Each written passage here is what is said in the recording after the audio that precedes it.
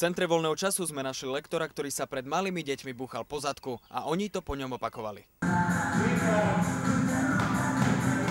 Robím to už 45 rokov. Našťastie nešlo o žiadneho úchylného pána, ale o skúseného hľadača talentov. Objavil niekoľko nadaných tanečníkov.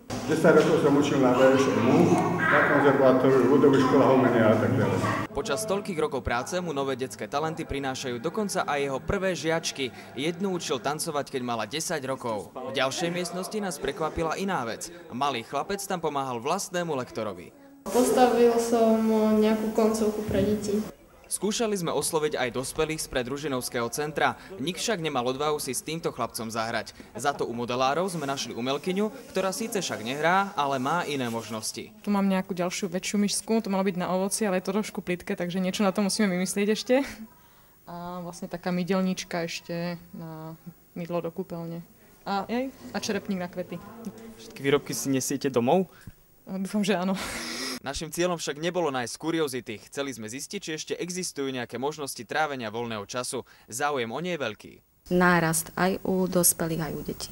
Pre redaktorskú školu Michal Miškovec.